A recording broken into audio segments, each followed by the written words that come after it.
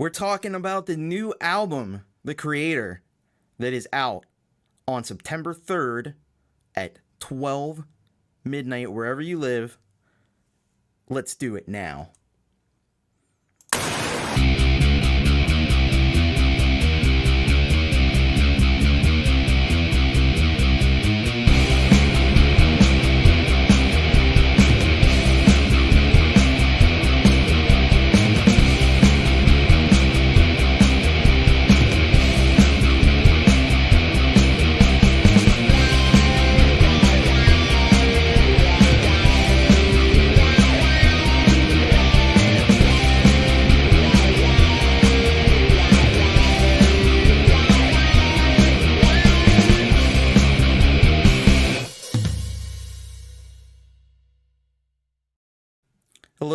Hello, what's up everybody? This is Thomas Christ, and I'm talking about the new album, The Creator. Many of you are just coming here from the live stream of the album.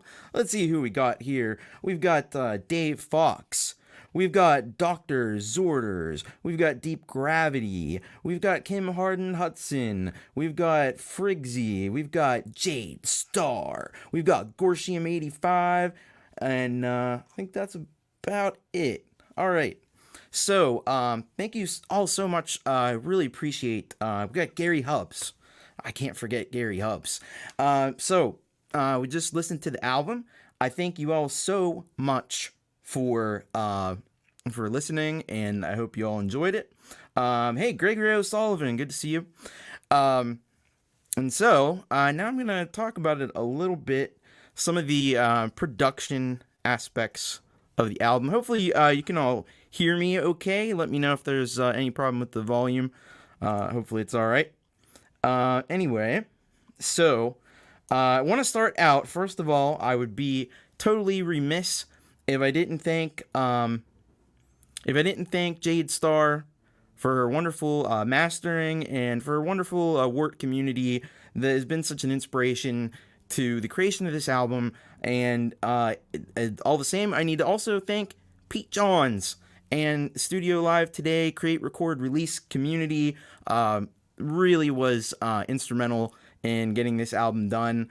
And I think everybody in those communities, Create, Record, Release, and the work communities, I love y'all to bits, and you all rock. That's my new saying. You all rock, and it's true. So let me talk to you a little bit about this album, and then we'll get to some of your questions in a little bit. So I just want to say, so this album, I started recording it in November of 2020 after the release of Virus Infect. Virus Infect came out October 1st, 2020. And then in November, I started work on this album. It took me about 9 months to complete. And from late November 2020 to about late August, just a few weeks ago, wrapped up production and sent everything over to Jade, and she mastered it. I uploaded it to DistroKid, and so now you all get to hear it. The first song I recorded was Right About Now, and that was recorded. I have a creation date on the file of 11/25/20. So then I worked on optimized performance. I actually did that in a 3-hour long live stream, which is on my channel.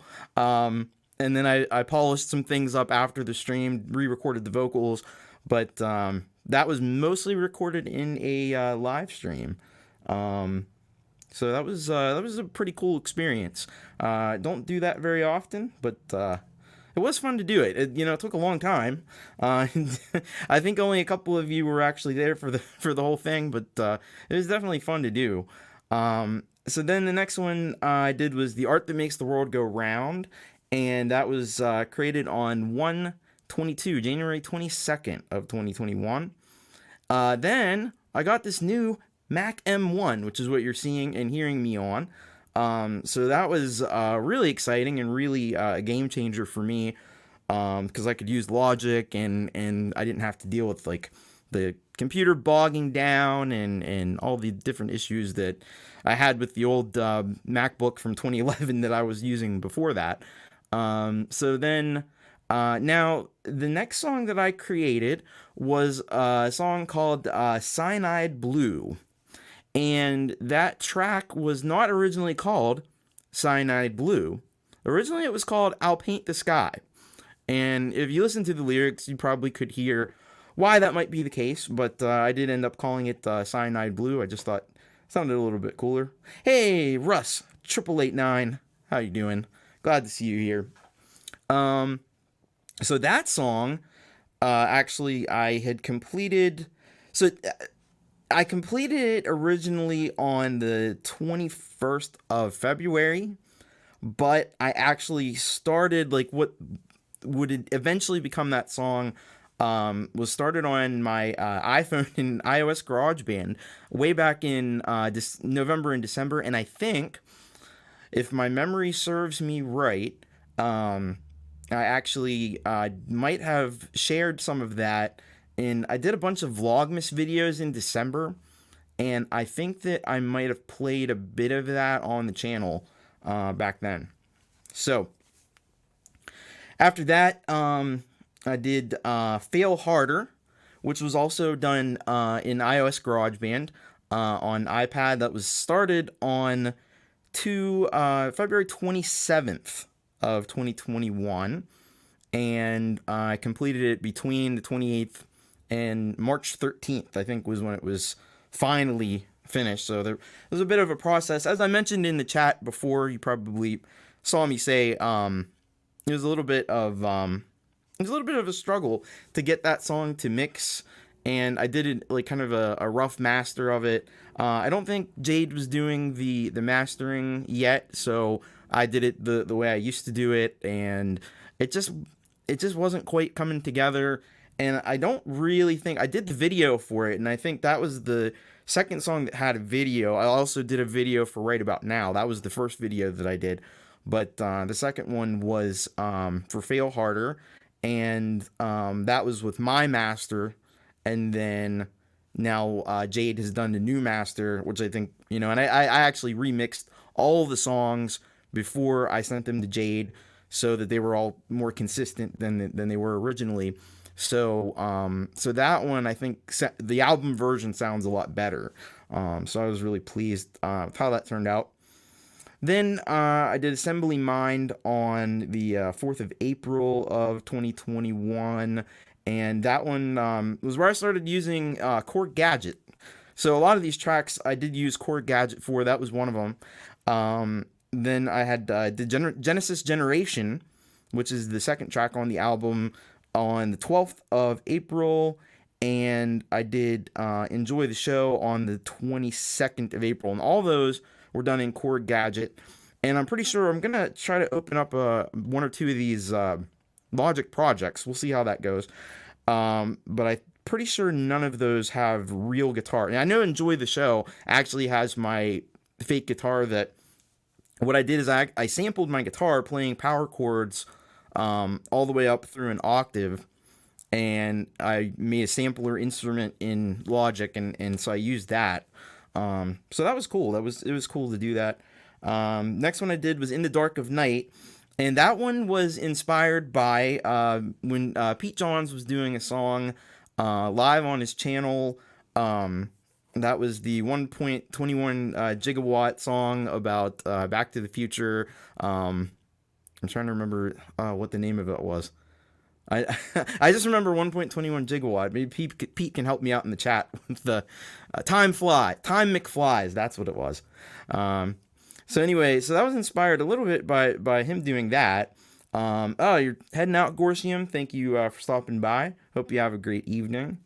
But I did that one mostly in Cubasis 2 on iPad. Now all these songs, even if I use Core Gadget, I brought them back into Logic and recorded vocals and did the final mixing in Logic, just because I like to use certain tools that are in there. I love the compressors that are in Logic, and I like how you can create track stacks. And when we get into the projects, I'll be able to show you a little bit of that in a little bit. So next one that I did was Trials and Errors, which was recorded between the 25th of April and the 8th of May. So that one was also done in Core Gadget. Interestingly enough, there's a kind of a guitar solo that goes through a lot of that song. That's not real guitar. That's a guitar that I was in Core Gadget. So I played a keyboard and I used the pitch bend, and I was able to get a pretty realistic sound out of it. So maybe that's one we can look at the actual project file for. Then I did Add Chaos on the 26th of April. And then I guess there's a bit of a gap. I'm not quite sure why. I guess there's just like, I kind of work in spurts. So I have little bursts of inspiration, and then there's also periods where I don't have any inspiration, and I think maybe that time period of between May and June, I must not have been feeling very inspired, because then the next song I recorded was The Feeling Dies on 6/7/21. Russ says that I'm too organized. I'm trying to put that up. I'm too organized. The thing is, I actually went through before this stream, and I looked up. You can see in Finder all of the dates of creation of the files. So that's what I'm basing this on. So I didn't write any of this down originally. I got this. I was actually working on this afternoon. So hopefully these are pretty accurate. I'm thinking they should be. The next one I did was The Feeling Dies. I think we just mentioned that one. That was on June 7th. But then I did Procrastinator, probably my personal theme song, on 6/19, so June 19th. Then I went on to Brand New Revelation, was on the 3rd of July. So right before America's birthday. I don't know what the connection was with that. I don't think there was any. But at any rate, that's when I did it. And then I had another I didn't do much during July, I don't think. Because then the next thing I did was Burn It Down, which is the rap metal song. And that was on the 3rd of August. Then I did, I kind of had a final, like, when you get to the end of something and you're like, you can see the finish line. Because I knew I wanted to do 18 songs. And I saw the finish line. I'm staring at the tape that you run through. And I know I can get there. So I pushed through, and Pete says, thanks for converting the dates. Where'd that go? There it is. Thanks for converting the dates for us over here in the colonies.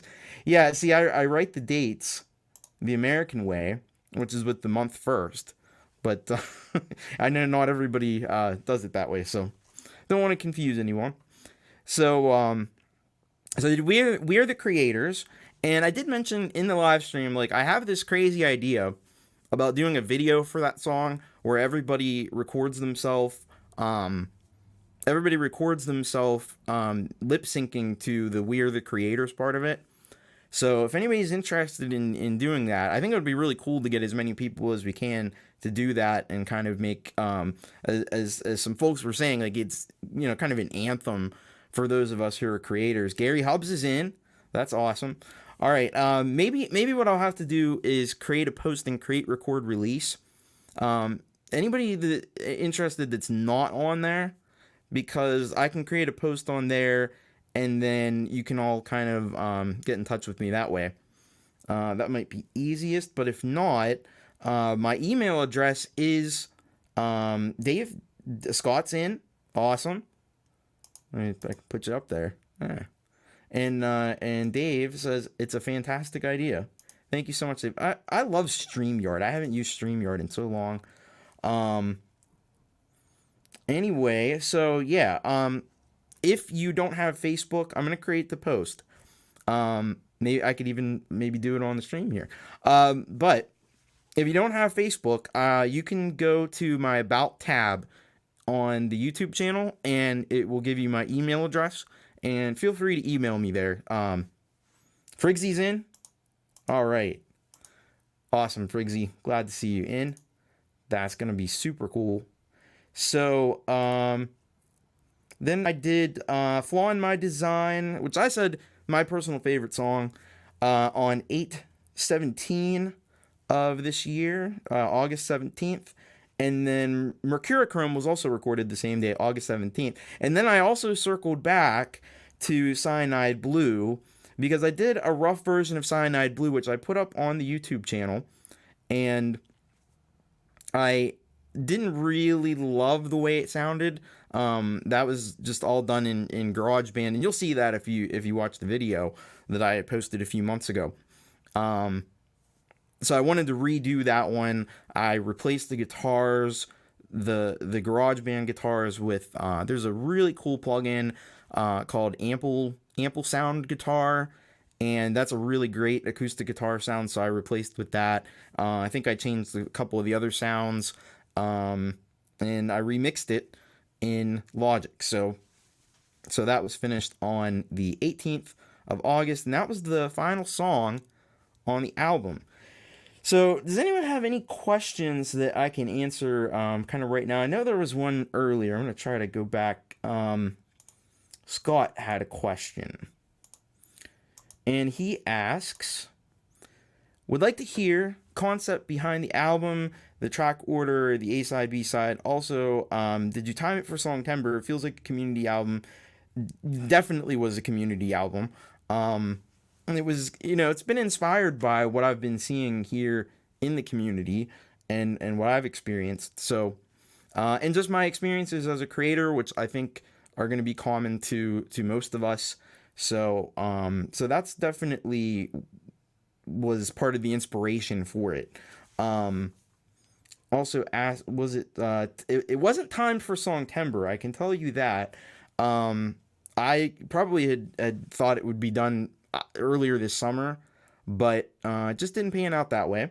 So, inspiration strikes when it does, and like I said, I work in bursts, and so so it takes a little bit of time. But yeah, I will talk about, so there's an A side and a B side to this album, and what the A side is the positive side of creativity, so the good stuff, the stuff that makes us all feel good, and the stuff that inspires us and encourages us. And then there's the B side, and we all know that creation is a yin and yang thing, right?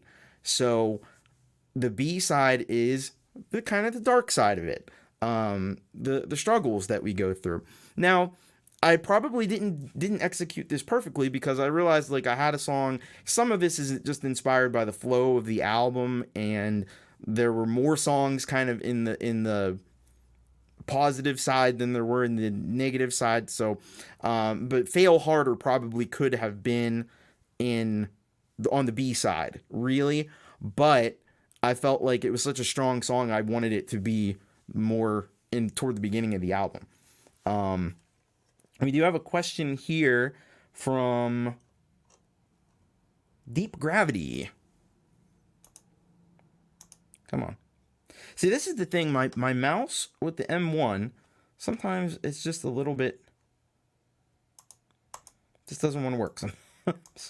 There we go. Where do you get the inspiration for your prolific music creation? Well, I've gotten it from various places, but right now I'm getting my inspiration from all of you. So, so that's probably the simple answer to it. The complicated answer is just every experience that I have in life, I think is something that I draw on and could potentially draw on. So things happen, and then I write songs about them. So that's kind of where it comes from. And sometimes ideas just come to me. It's like, oh, I should do that, and then I do it. Pete asks, any plans for a physical media release? This would be such a good vinyl LP. That's a good question. I haven't thought about that.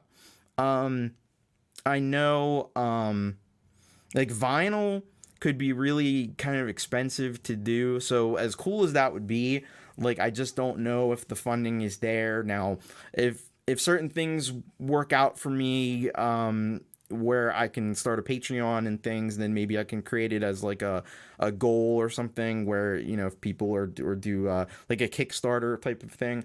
But I'm kind of in a situation right now where at this moment in time, I can't do things that are considered a business. So it's a little funny right now, but maybe in the future that's something I could certainly look to. It would be very cool. I will say that. Dave says he'd buy it on vinyl. Well, that's awesome.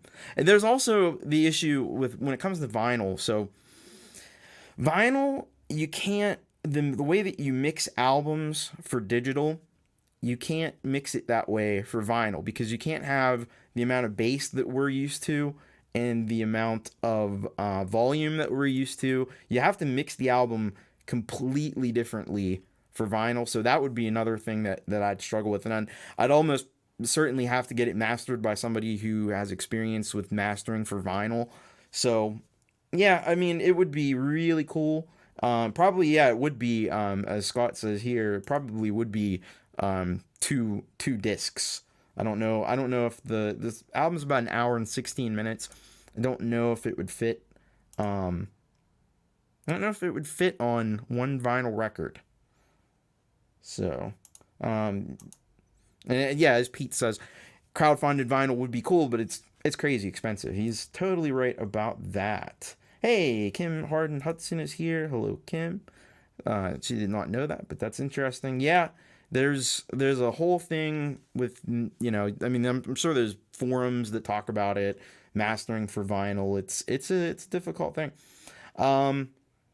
Anyway, let me see if we can bring up a project. Let's see. I think, Scott, could you remind me? I think it was Assembly Mind that we had talked about wanting to look at before. I can't remember. Anyway, I'll bring it up. Let's see if we can make this happen. All right. So let me get Logic up and running here. Let me find Assembly Mind. Where is it at? It is right here. Hopefully this is the right version. My versions are just all over the place. There's 1, 2, 3, 4.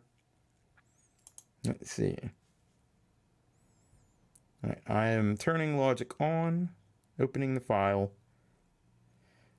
Pete says he believes it would need to be a double album, 22 minutes per side for a 12-inch. So that would be a total of, what, 44 minutes? All right. So we got Logic up. Let me bring it over to the other monitor. I'm using this 2-monitor setup for the first time, so we'll see how this all works out. And let's see if we can bring it in here. There we go. So here's Logic. Hopefully you'll be able to hear what comes out of here. So this is the project. So we got 23 tracks. Let's see if this works. Tell me if you can hear this. I'm not hearing anything. Oh, wait.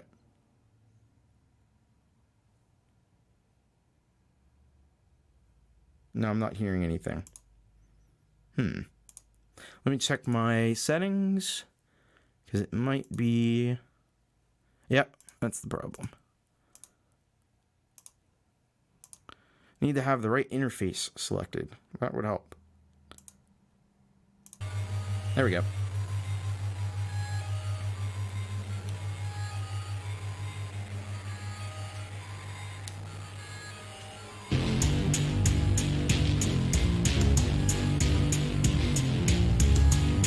So in this track we have, this is the bass group.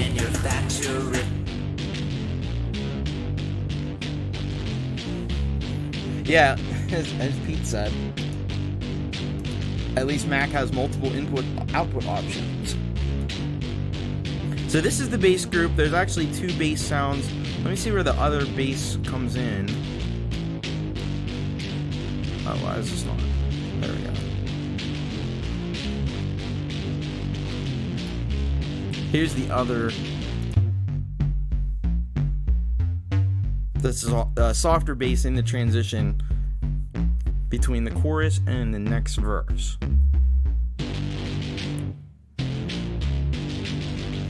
Do I have any? See, this was all done in Core Gadget, so I don't have any effects on this. Just a compressor. I put compressor on everything. And it's not really even doing anything. Well, that's the other one. And this is the one that's playing currently. It just has, it doesn't even have a compressor. There's a compressor on the overall, track stack. So if you want to see the compressor settings for the bass, there you go.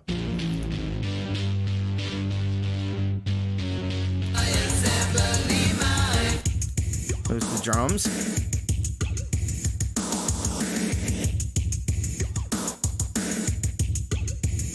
Scott asked, did I export from Wave to Wave from Gadget and import Wave to Logic? Yes, that's exactly what I did.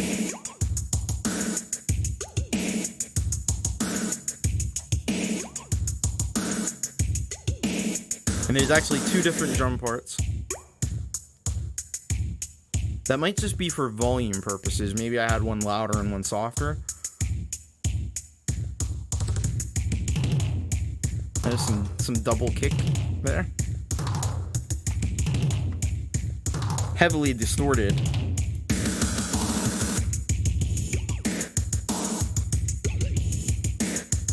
Let's see.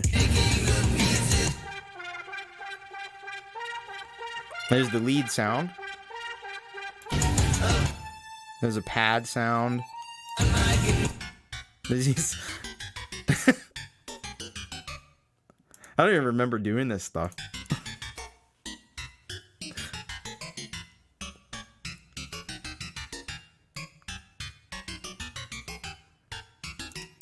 Now, I don't know where this... There's a distorted pad. Where does this come in at? Is this here? No. Alright, let's see where that is. Oh, that's here. Okay.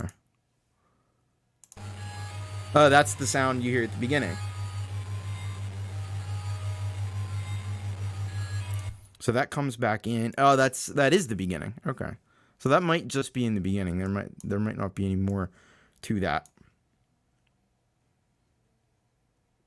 I want to actually bring this up. Okay. And then there's kick rolls that are added in certain parts here. I think this is during the chorus. Okay. Oh no, I don't want to record.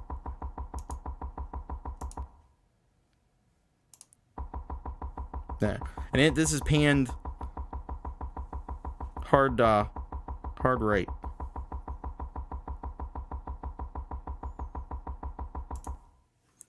And then we have, see you, Scott. Thanks for stopping by. And we have these distorted drums here. Let's see what we got here. You see these pan left and right. I think these were just different pads in, what's the name of that? London. So there's a gadget called London, and then I did add some stuff in Logic here. What's this? Clang. So let me see what that is. That is just a... Oh, this is the new sampler. So that's... Alright, it's not... Let's see what that sounds like. Yes, Bear, this is Logic.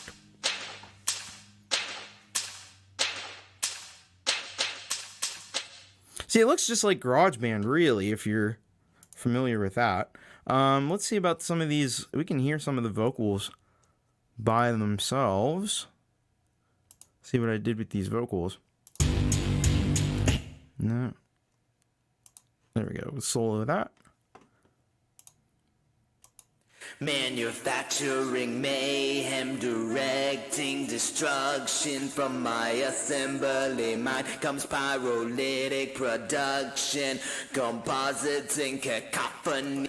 So there's two vocals happening here. Let me just kind of loop this section so we can look at this. So in the verses here, there are Bear wants to get into Logic, I highly recommend it. It's really cool. It's like GarageBand, but it's GarageBand on steroids. So that's kind of the lead directing destruction from my assembly mind comes pyrolytic product composite. And then there's high part here. These are like the backing vocal parts. Smash up all the parts, put them together again. Magnifying madness to a glorious end. Supply without demand, keeping my nowhere house stocked. Piled to the ceiling, locked and scarred board box. And Gary's lurking. All right. He's got kids everywhere. All right, so here's the, let's take a look at these chorus vocals, what I did with these. I think they're just, I think there's one down the middle, and then one on the left and one on the right. But let's see. See if I'm right about that.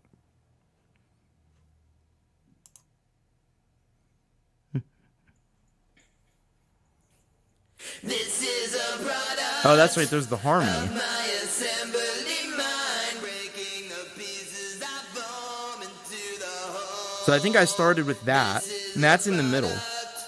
Of my assembly mind down my conveyor belt. And then the higher part I doubled right and left.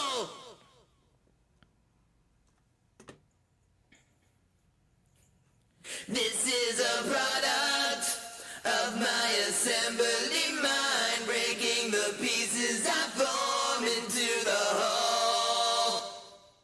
You can see, so I have a kind of a standard, Russ has to go, phone the missus. All right. Thank you so much, Russ. And I appreciate all the support that you've given me and the channel over these past few months and years. So thank you very much, and have a nice evening.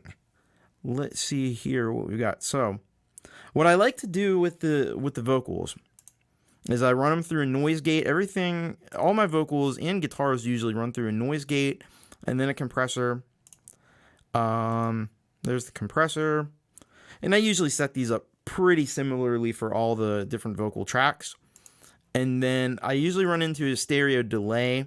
So the vocal tracks end up being, they're mono, but they end up being stereo because I run it through the stereo delay, which gives it, so you have a left delay and a right delay, and you can kind of give it this cool kind of sound. I like to set like one delay up one way, so like this one has an eighth note delay on the left and a 16th note delay on the right, and I wouldn't be surprised if this one was reversed, but it might not be. We'll see. Eighth note delay. Let me see. Was that different or the same? Let's see if I'm right. It may not be because I don't always do it. No, this one they're the same. Sometimes I do it like the opposite. So if one is an eighth note delay and a 16th note, then on the right, then you'll have the eighth note on the left and the 16th. Or you'll have the eighth on the right and the 16th on the left. You see?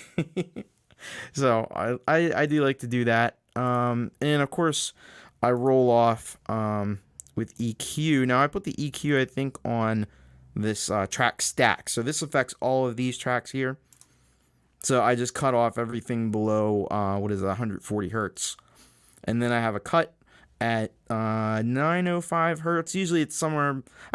So what I like to do, and this is something I was trying to think of when I was on Pete's stream the other day. I was trying to think of this, and I couldn't think of it. So what I don't do is I don't take the EQ and do this with it. I don't sweep this way.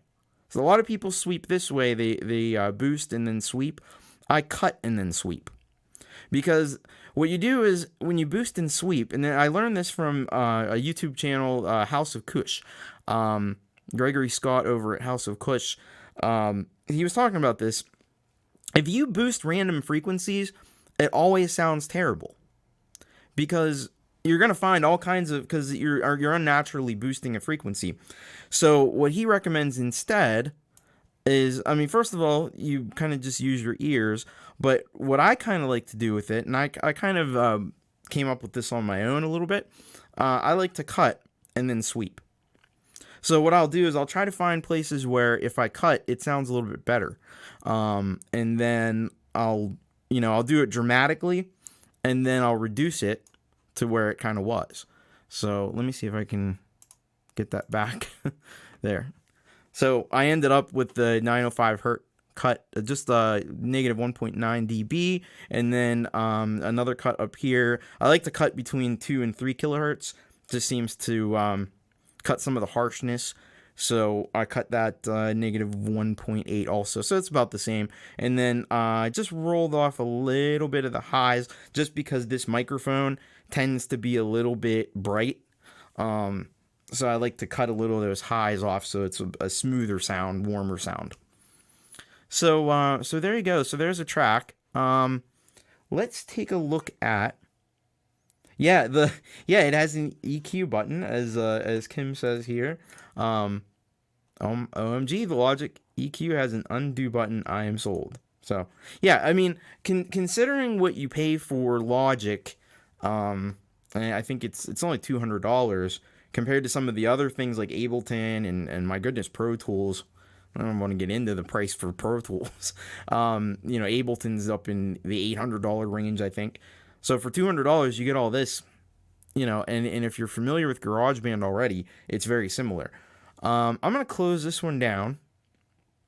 And what I'm going to do is I'm going to, we don't want to save because I probably screwed stuff up. What I'm going to do is I'm going to open up. Bear says, I once boosted a guitar part and it sounds like a dude talking into a mic from far away. Yeah. Good night. Oh, is Frigsy leaving, I guess? Let's see.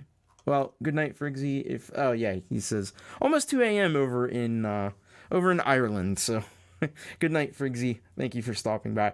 I'm going to open up Trials and Errors just because I want you to hear this guitar part.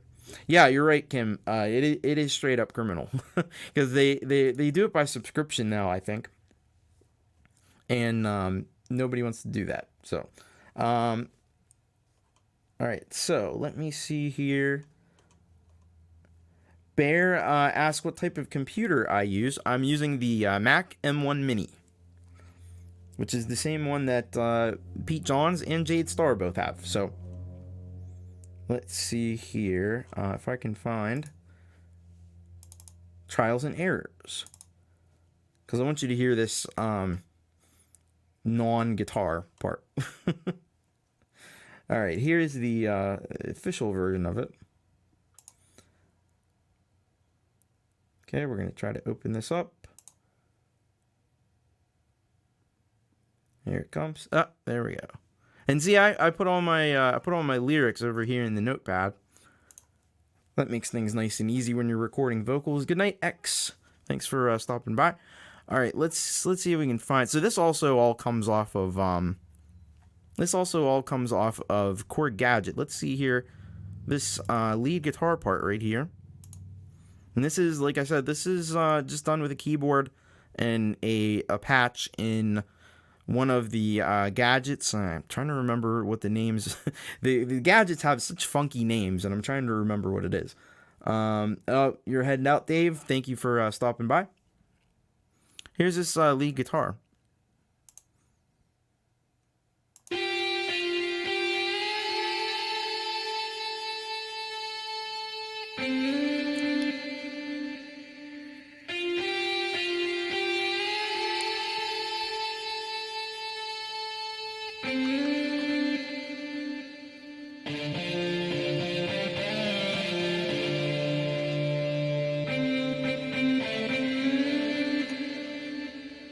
See, it's not bad. Not bad. And of course, I put a bunch of, and I put wider on this in Logic here, because I actually have wider Wider is a plugin. You can have it in GarageBand on Mac. You can have it in Logic. There's Wider. So that's cool. See these verse vocals, and this is the one I ran through. Ran the vocals through the guitar pedal board, because you have a guitar pedal board. We can bring it up here. You have a guitar pedal board in Logic, and if you use GarageBand on iOS, you probably recognize some of these things. But you get all these, and they sound really, really cool. So let me just play a little bit of this first verse. Make sure that guitar is off. All right, so here's a little bit of this first verse, just one of the tracks. You're lost and you've been searching for something you can't define. Now, if I take the pedal board off, And deep within your yearning, that's what it sounds like. for inspiration from the divine.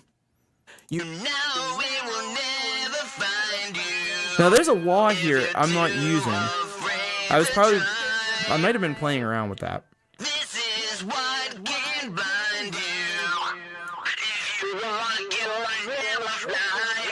And you can automate that too, if you wanted to do like a wah on something. So there you go. That's just a little bit of some things that you can do in Logic, and that I did on this album. Bear asks, does my Mac Mini have the 8 gigabytes of RAM or 16? This is only 8 gigs. But 8 gigs on a Mac Mini M1 is not the same as 8 gigs on anything else. It's super fast. Now, I have had some slowdowns, but I do a lot of stuff with this. I do live streaming and, running all these tracks in Logic, and I use all this heavy graphics programs. That's something I actually should get into. I'm going to close out of Logic here. So I had an original design for the cover art of this album. Come on, Logic. Don't save. All right. I had an original cover design that I had for this album, and I was going to use it. And then I changed my mind and decided not to. So let's see what that original design for the creator cover looked like. Let me try to find it here. It's in here somewhere. Where is it at? The creator. It's probably there. It is. So this was the. Come on. Work with me here. There it is. This is the original design of the cover. So, and that's fine. That's okay. But I thought, you know what? I can do better than this. And I found a really cool piece of software that, before I show you anything else, I need to show you this. So there's a program that I've been using. It's only for Mac. It's not for... I wish there was an iOS version of it, because I would use it. But there's a program here called Letters. And let me find it. Here it is. So if you noticed all this 3D letters I've been doing, it's with this program. So, and this is totally free. Let me get that comment off the screen. All right. This program here is totally free. It's called Letters, but it lets you do 3D text. Now, all these things that you're seeing here, you can do for free. So let's say I just want to I like this design, I like this style right here. So what I can do is I can click that, and then I click here and see it says red, but I can make it say Thomas Christ. See? And then what I can even do, if I don't like this background, I can remove this background. I'll remove this part here doesn't look so great. We'll get rid of that. And then I have this is on a now it's on this is transparent, so I can go here and I can export the file, And then see where it says transparent background? It's clicked right here. So if I were to save this out, you would have this text on a transparent background, and you can move this text around in 3 dimensions. Look at that. Isn't that cool? So that's what I've been using for a lot of my text. I'm not going to save this because I don't want it. But anyway, so I found this app. This is a game changer for me. Yeah, the gravity said, yeah. Clicked the wrong one. It looked a little sus. Yeah, I would say so. So then I came up with 7 different designs before I settled on the one that you all have seen. So let me find, where's the first one? I see version 2. I don't see version 1. Maybe I didn't render out version 1. It might be in this folder. I save stuff in several different folders. All right. I don't know where the first one is. Well, anyway, we'll take a look at version 2. That seems to be the earliest version I have. So this is version 2. This is where I started with this. So that was a version. I wasn't real happy with that one. It was a little too plain.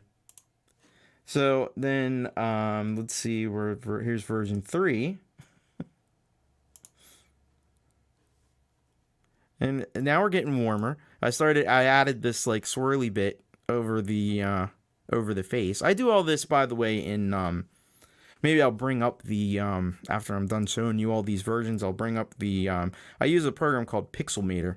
I gotta watch my time too, because Pete Johns is going on in a little under an hour, so we don't want to miss that. So there you go. I added the swirly bit there, and let's see what we had next. So now for some reason it jumps to version 5. I don't know where 4 is. So we'll look at version 5. So there, I changed this logo, and this is what is on the final version. So I created this, and that was in that Letters app, and changed the background a little bit. And then I also did the no eyes thing. So I thought that looked cool. Then here's version 6. We're almost there. This is almost the final design. In fact, not even sure what is different. What's different between this and the final version? Version 7 is the final version. Let's see. Oh, the third eye. That's right. So I added the third eye. And now we have, this is the official cover. So let me see if I can bring up real quick here Pixelmator, and we'll just take a look at. Actually, I'm gonna find the file. I think that'll be the best way to go. Where's the file? Oh yeah, because I'm not in the right directory, because I have 2 different directories for pictures. Let me get to the right one. That would be super cool. Bear likes the no eyes. Oh no, Pete, you're fine. I'm gonna be wrapping up here soon, I think. Let's see here. Where on earth is this? All right.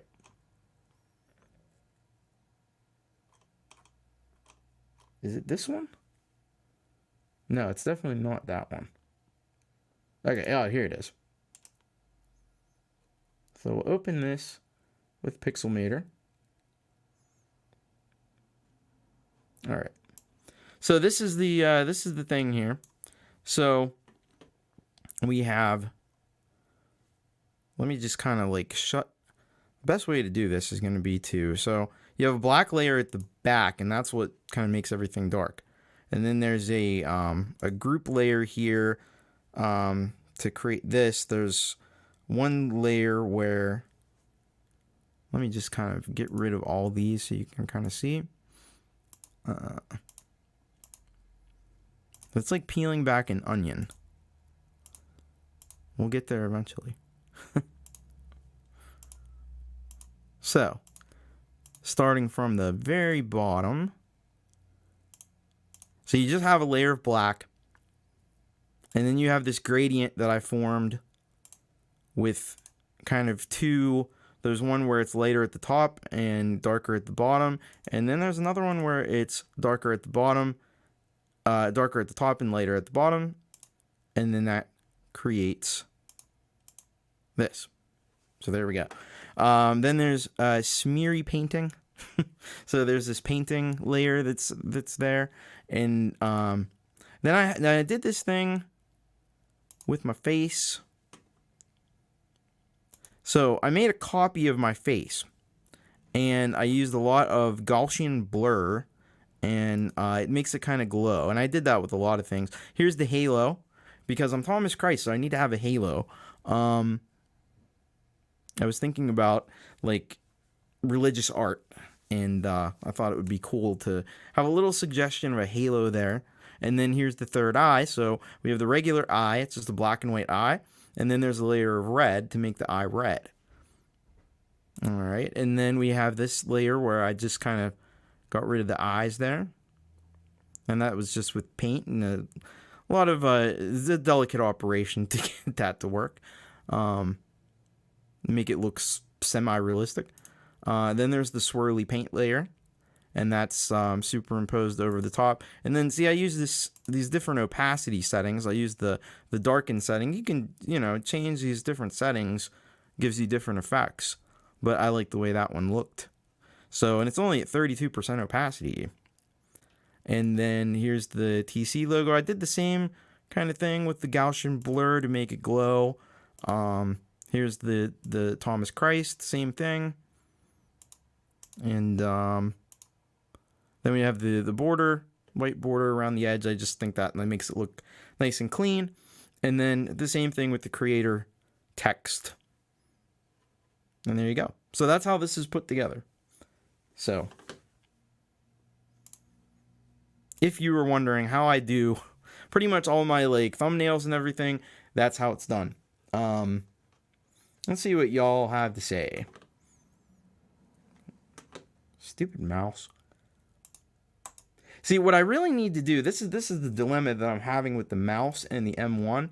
The reason the mouse is like this is because it's plugged into a 7-port, I think that's a 7-port USB hub. And because it's plugged into the 7-port USB hub, it's a wireless USB mouse, it lags a little bit. Now, what would fix it is if I plugged into one of the USB ports directly. But there's only 2 USB ports. And I have to have the audio interface plugged directly into one of the USB ports. And of course, I have to have the USB hub plugged into the other USB port. So you can see my dilemma. So I haven't really figured out a solution. What I would like to know, I wonder if there's not a wireless USB-C mouse, because I do have, there's 4 USB-C, there's only 2 regular USB slots. There is 4 USB-C slots. So if I could find a wireless USB-C mouse, then I'd be in much better shape. But until then, I have to live with this mouse being a little bit laggy, which is kind of annoying. Kim says, love seeing that. That's so cool. And Bear says, this is so educational. Thanks, Thomas. You're welcome. I hope you're learning, and I hope that this is inspiring to you, giving you ideas. And as Derek said, yeah, the biggest headache with Mac Mini is Bluetooth. Now, I don't use anything with Bluetooth, I don't think. Everything is USB, and that's why I needed 7-port USB hub. Pete has a question. Maybe a little controversial, but wondering if you've had any negative feedback from religious folks given your artist name. I mean, I've had negative feedback from religious folks throughout my journey as an artist, in part because of the name, in part because, you know, I did shows at under 21 venues, smashing crucifixes and using plenty of language. And anyway, so my very first show, um, I smashed the crucifix. And somebody came up and said to the owners of the club that I shouldn't be allowed to play there and blah blah blah. And they actually defended me, and they said, no, this is art, and we respect artists' right to do what they want. So that was cool of them. I really appreciate that. That was a cool venue, the Odyssey. I know I've talked about it before, when I did the show with Jeremiah. Pete saying has the same mouse related issues and still hasn't found a fix. That's a little discouraging, because I was hoping it was just because I had the receiver end of the wireless mouse plugged into the hub, but maybe not. Yeah, I definitely came out with a bang. And then I did a show a couple weeks later where it was Groundhog's Day, and I ripped up a groundhog. It was a little toy groundhog.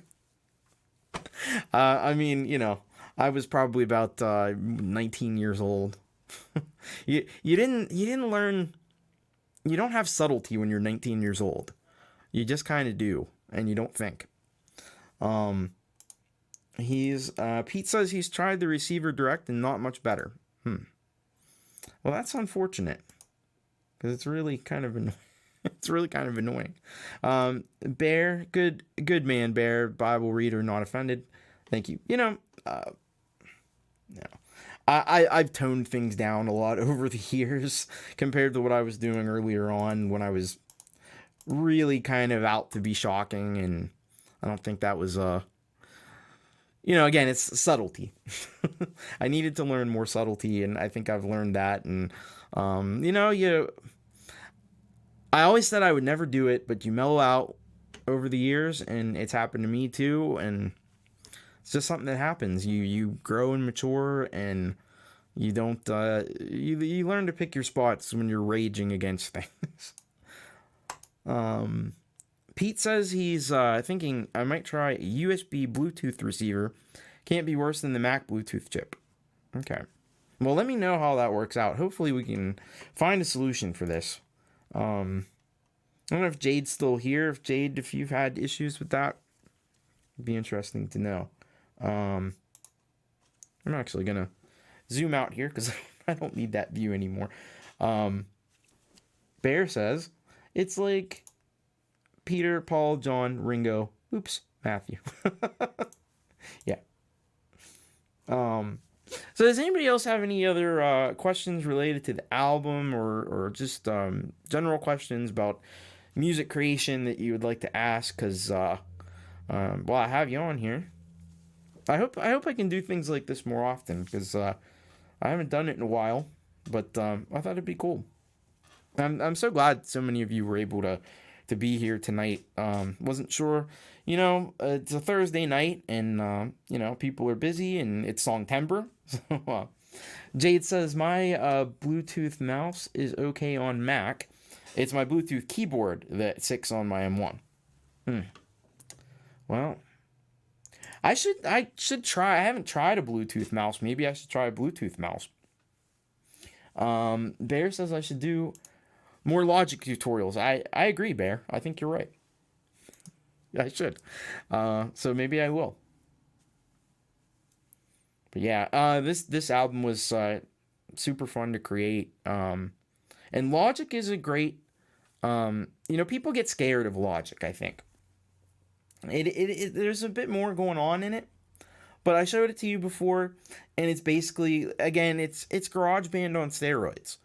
So if you know your way around GarageBand, odds are you're probably going to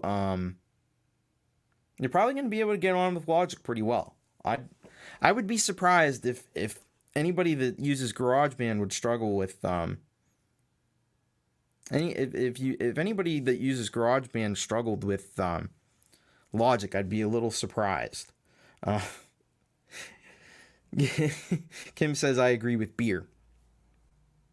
It's getting to be that time of the night. Derek says that's the issues, i.e., Bluetooth peripherals. But here's the thing: my mouse is not a Bluetooth mouse; it's a Wi-Fi mouse or wireless mouse. It plugs into USB, so I'm still having trouble with it. So I don't know. I don't know what the solution is, other than I wonder if they still make wired mouses. That might be wired mice. Is that still a thing?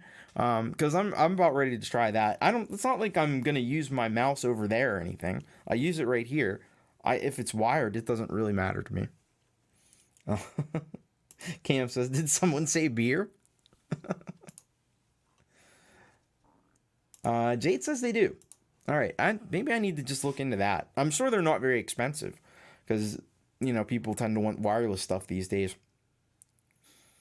I don't know. I don't think you really need to have your mouse be wireless. Like it was cool. Jade still uses one on her laptop. Well, there you go. So maybe that's the direction I need to go, because this is just not this is not a tenable solution.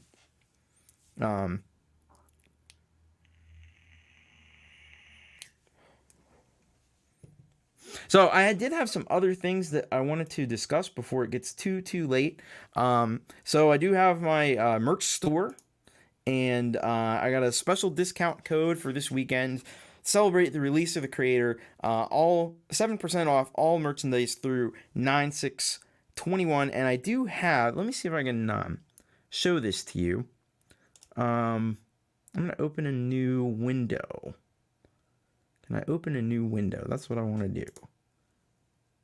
Where is that option? I've done it before. Oh, here we go. Let me try.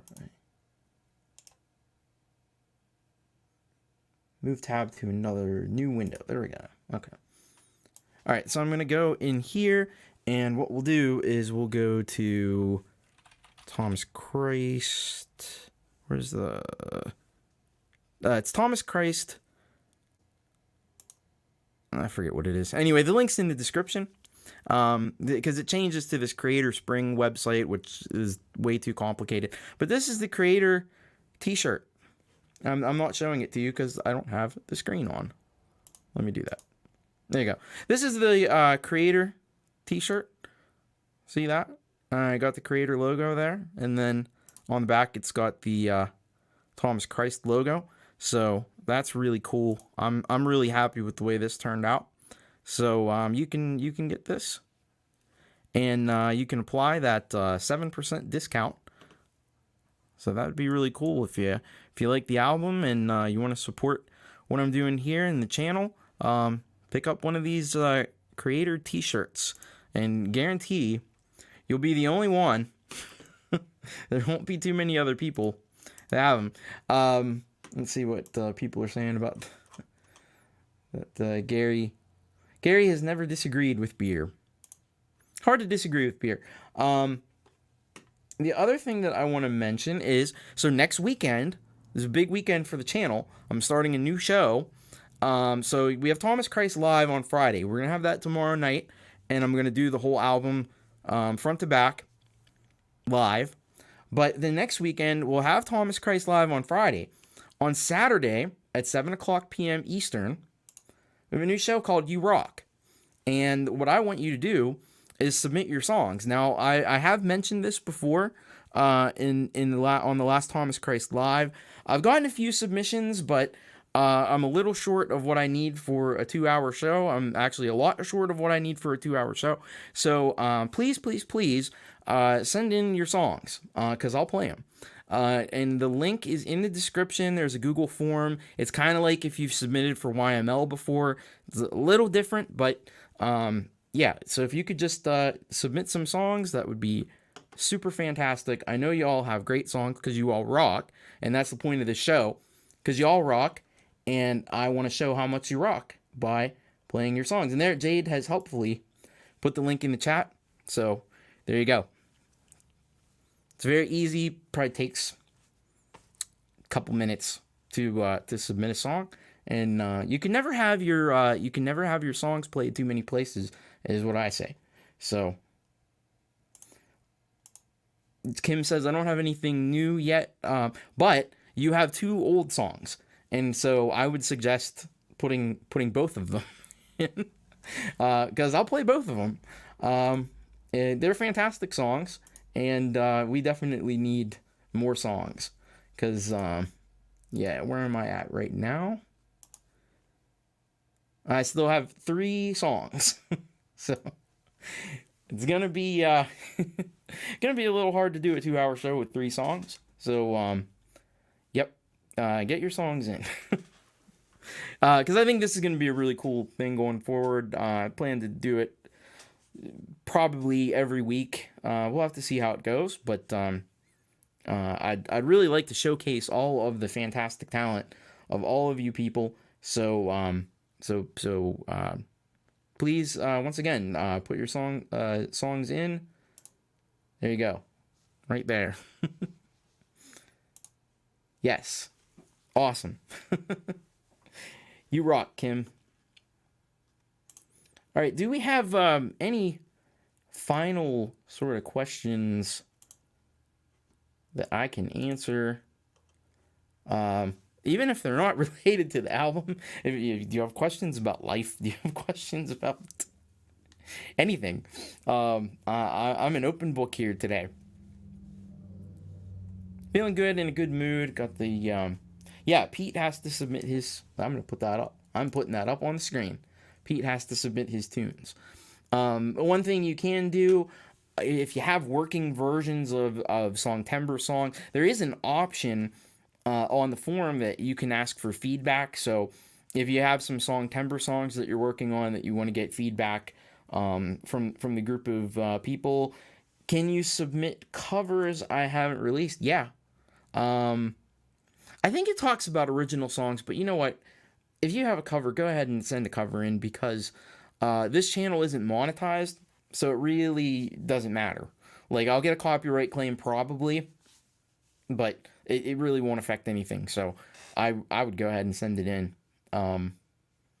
Yeah, definitely send it in. When in doubt, send it in. If you're not sure, send it in. Because, I mean, I'll take a look at it, but I'm sure it'll be fine. I can't imagine there would be a problem.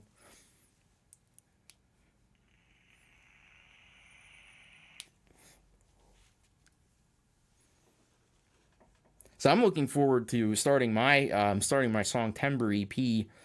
Gonna do rap metal EP. I did a little bit of stuff a couple days ago in GarageBand on iOS, but I really need to get cracking on that. So after I get through with tomorrow, I'll be able to really start in earnest with that, and hopefully I'll do some stuff live on the channel. That would be cool. I think I can probably do that. Seems like everything's working well, so that's good.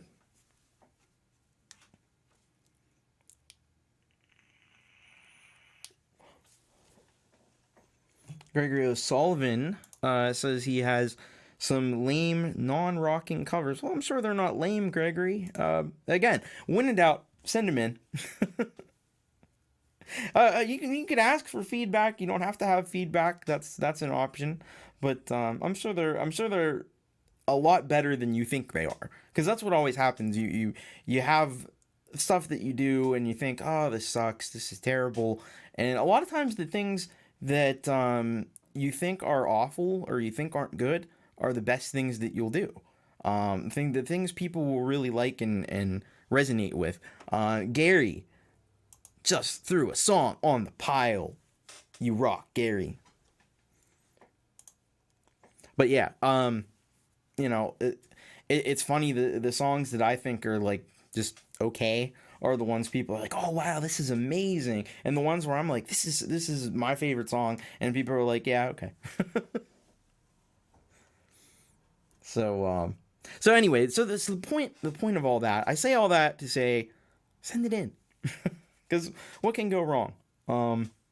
We'll take a listen to it, and It'll probably be 100 times better than what you think it is. Kim, see, yeah, Kim said I didn't think Phone was very good. Phone was amazing.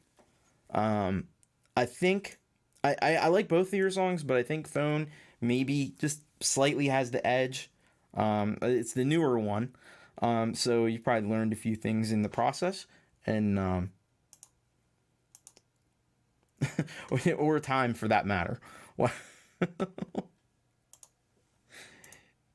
you know, I think they're both fantastic. Yeah, as Gary says, you were wrong. So yeah, would love to listen to him. Bear says, I really want to get a Mac to start using Logic. Do you recommend a particular one? Yeah, I recommend the M1. M1, but so this is the mistake that I made, and I don't want you to make the mistake that I made. I got a 256 gigabyte, 8 gig of RAM M1 mini, and if I had it to do over again, I definitely would have gone for more hard drive space, 256, because it's already full. Like, I literally, the other day, I got a message that popped up and it said, you have no more space left. And I thought, oh, okay, it's warning me. I probably have like 5 gigs or something left, and it's saying, hey, whoa, you better slow down. And then I actually went to the hard drive, and when you right click on the Macintosh hard drive, there's a thing called Manage Storage. And I checked that out, and it said I had like 220 some megabytes of space left. That's megabytes, MB, not GB. So, yeah, I had to do some cleanup real quick, because probably if I did another like thumbnail for a video, I would have filled the entire hard drive, and then no wonder it was struggling. So now I'm trying to maintain about like a buffer of about 20 gigs. So whenever I if I make a video, I move it over to I have a 2 terabyte external drive, so I move things over. I had no idea it was that full, but it happens quick, especially if you're making music videos. Gregory says, if you play my Perfect Kiss cover, it will fill in 7 minutes. So, well, send it in. The link is in the description. And Gary Hub says, ouch. Yeah. 2.22 megabytes. It was about that. It was like 226. Oh, shit. 226, something like that. But yeah, not good. Not what you want to see. If you're making a lot of content and songs and videos, external drives are my jam. That's where I live. Yeah. Well, when you have 256 gigabytes, you need to have external drives. Thank goodness for the external drive. I keep all my... So one thing that's cool about Logic is, so you have all these files that GarageBand and Logic use for the instruments and everything, the samples and all that. You can move your library over to an external drive, and there's actually like an official tool to use. When you can, there's a menu option in Logic. You can move the sound library to an external drive, which is really cool, because the sound library for Logic is something like 50, 60 gigs. So you definitely need that extra. If you can get that off of the hard drive, that's a good thing. So I really appreciate the ability to do that. This is one of the many things about Logic that it makes it really awesome. Although I will say that I miss using FL Studio, and I'm hoping to when I'm in a position where I can do it, I'm hoping to also buy FL Studio, or at least like one of the... There's many different versions of FL Studio that range in price from $99 to like $400 something. So if I could get like one of those mid-tier ones, I don't need every last little bell and whistle that FL Studio has, but if I could have a basic version of it that works, that would be super awesome. So Hopefully I'll be in a position where I can spend that kind of money, because then I can create some basic things like drum beats and things in FL Studio, and then bring that over into Logic. Gregory says you can kill the SSD if you run it too full all the time. That's good to know, but not good to know. I'll have to keep that in mind. Maybe I need to do a little more research on that. But Bear says FL is cool. Well, Bear, I actually did all my albums up until the last two were all the first four weren't, but 5 through 15 were all done in FL Studio. So I love the heck out of FL Studio, and I still miss, there's just features that it has that nothing else really does the way FL Studio does. I love the kind of logic behind FL Studio is that it's like a drum machine, and everything is arranged in patterns, and that's the way my mind works. And that's why I like Core Gadget, because Core Gadget, you also work in a similar way. You create like scenes. I was actually going to bring up Core Gadget, but the problem that I have, and I have to find a solution to this.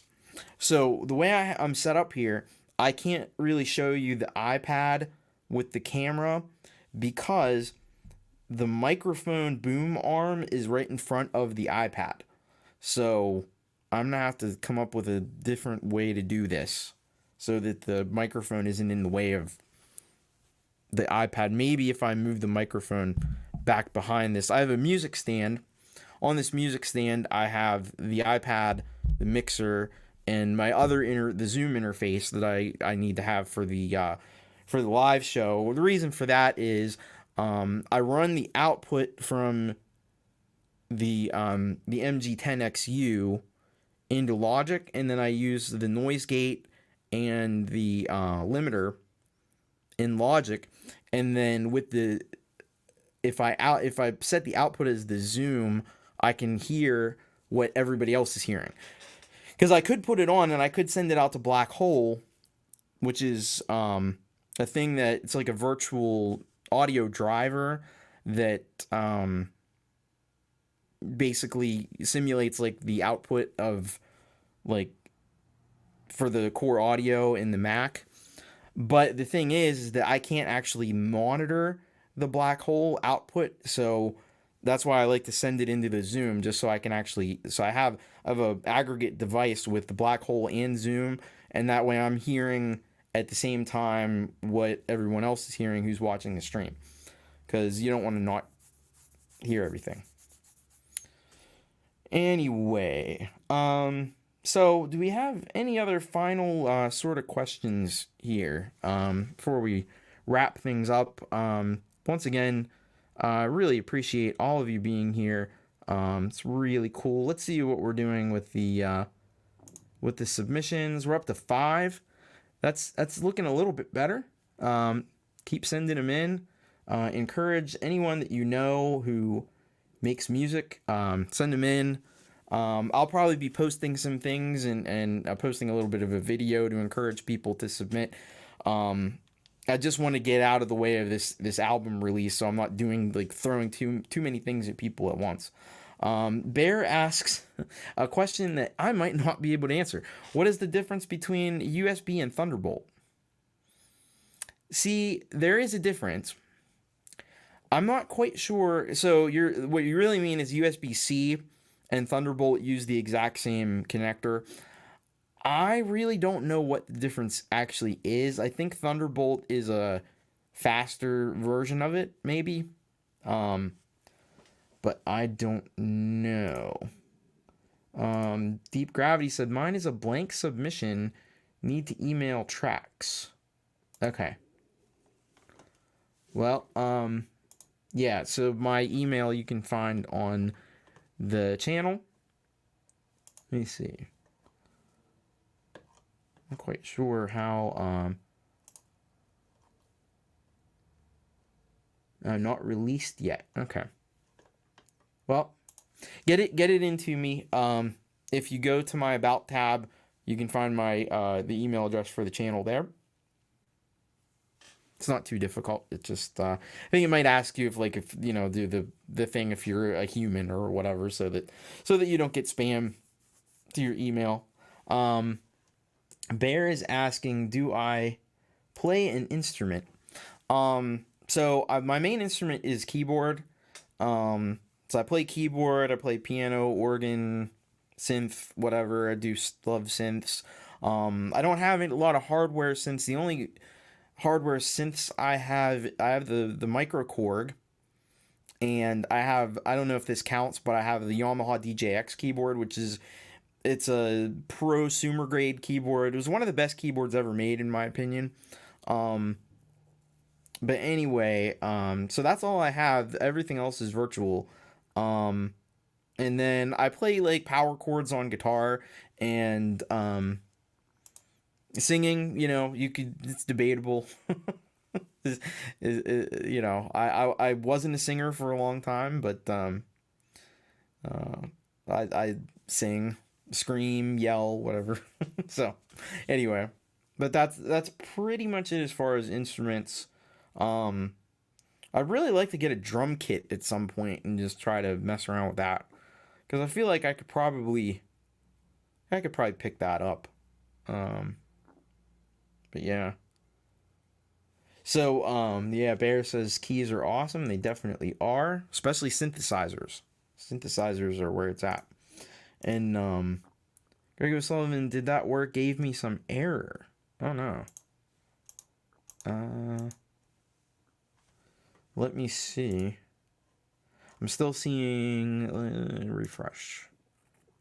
I'm still seeing 5 responses. So if you got an error, you might want to give it another shot. I mean, if it does come through twice, like I'll see that there's 2.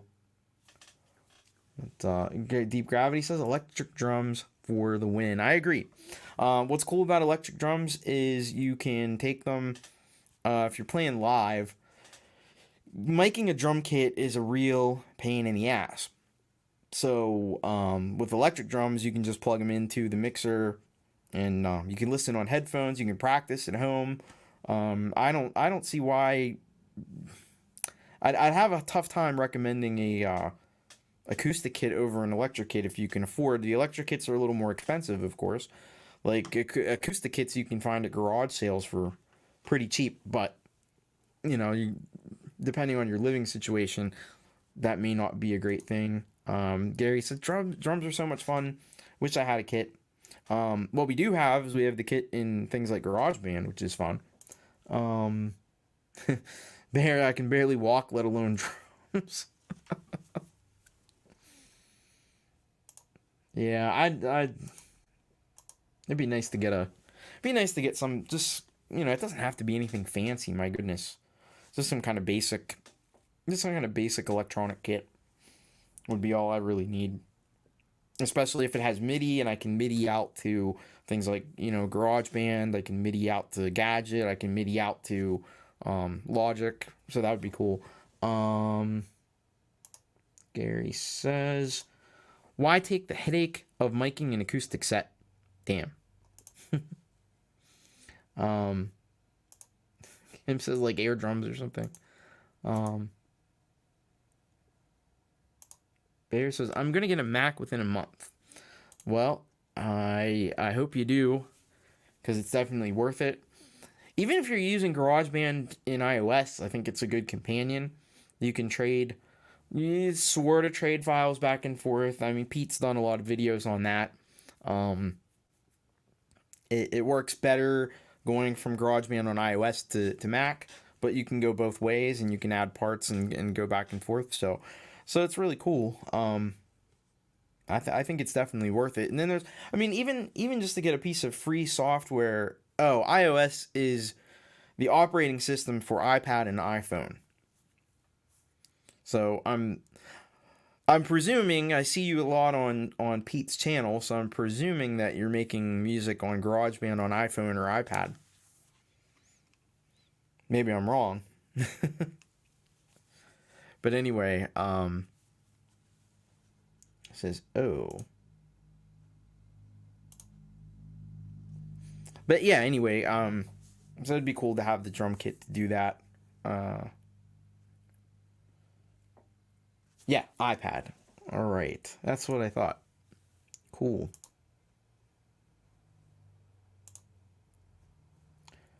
All right, well, it's 9:45 where I am. I think I'm gonna wrap this up.